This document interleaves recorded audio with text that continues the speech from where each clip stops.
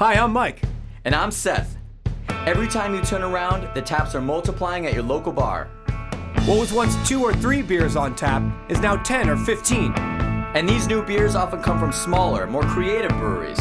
Join us as we explore the raging craft beer revolution and discover all there is to know about beer from the brewery to your pint glass. Including the brewers, the drinkers, and everyone else that makes this a beer nation.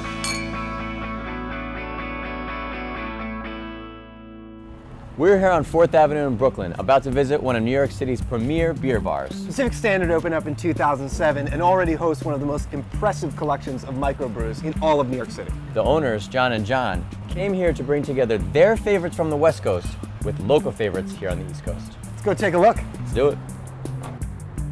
Hey Seth, how's it going? Hey guys, I'm Mike. How you doing? Hey Mike, how's it doing? Nice to meet you. How you doing? So how many beers do you have on tap? We have 16 taps and we have 2 casks. And do those beers change out often?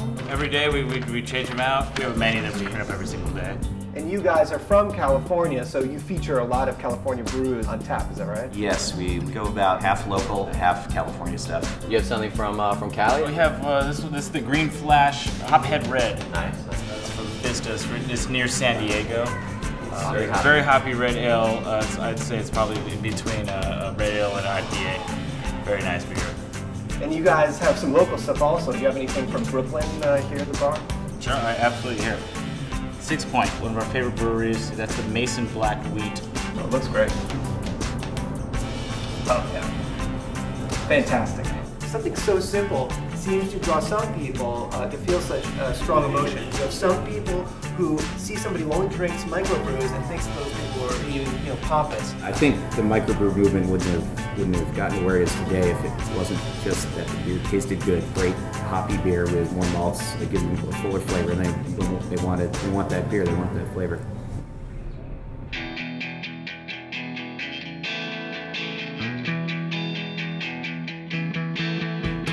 Running since 2004, Sixpoint Craft Ales chose Brooklyn to set up shop in because of the borough's long brewing history.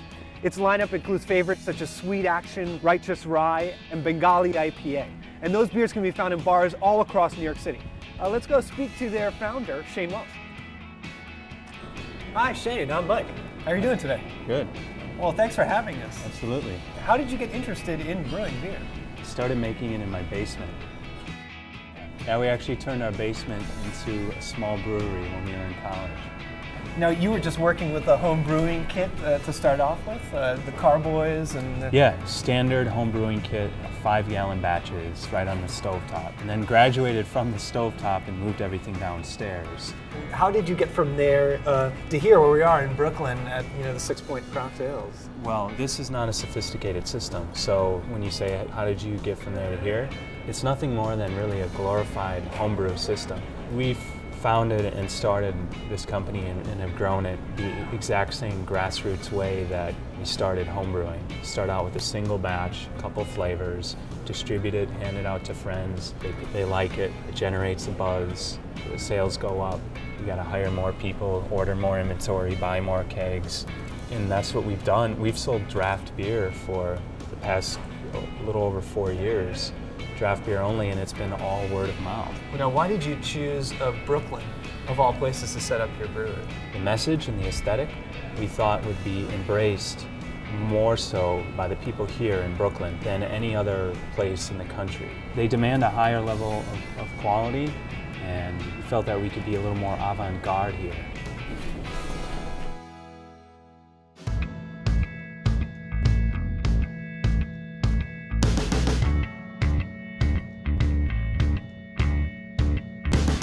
Considering you have all these beers that are a little out there, does the menu help people figure out what they want, or? Yeah, there's definitely people come here who know exactly what they want, and they'll see. We just got a sign also that just says literally what we have, and they'll come in and they'll see something.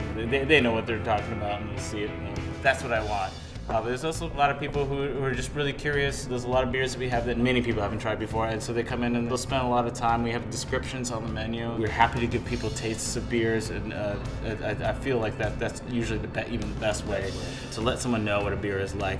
Well, I mean, most people would come in and want the Stouts Pills because it's delicious. Please put it back on. I mean, you get a lot of, beggars. Could you put the Stone IPA? Come on, please, I love that, man. Just a little more, just one more.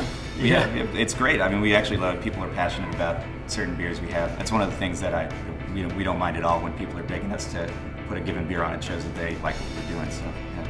Did you ever think like maybe we could get into this California beer scene, because it seems pretty intense over there? This is where we saw, things were getting exciting and we wanted to be part of that. Some of the beers that started coming out while I was out here, like the Sixpoint Bengali Tiger is a good example. The first time I had that a few years ago, I was just blown away. The hops they used in that, it was one of those revelations. Shane, one of your most popular brews is your Bengali IPA. Why don't you tell us a little bit about what makes your IPA different than other American IPAs? First of all, I guess the recipe is really unorthodox. What we do is we take a floor malted British malt. We use the different hop strains to make it kind of piney and grassy. The clincher is we use these sterling hops at the end. It's a palate cleanser, so I don't like putting them in the beginning of the recipe. If you put them at the end, when you drink the beer, as you swallow it, it kind of cleanses the palate. It's like a sorbet. The American IPA has become the centerpiece of like craft brewing. Was it important to you to create a unique IPA to introduce to the market? It's interesting that you've noticed that, and I think it's because people haven't been given that aggressive of a flavor in a beer in so long that they're being reintroduced to what bitter could taste like. When they're trying new microbrews or new craft beers, the first thing they're going to want to do is try their IPA. Because it's kind of like sizing the brewery up. So what we wanted to do was make the Bengali like pretty fuerte. Now you guys clearly have worked your way into a lot of bars in New York City and specifically in Brooklyn.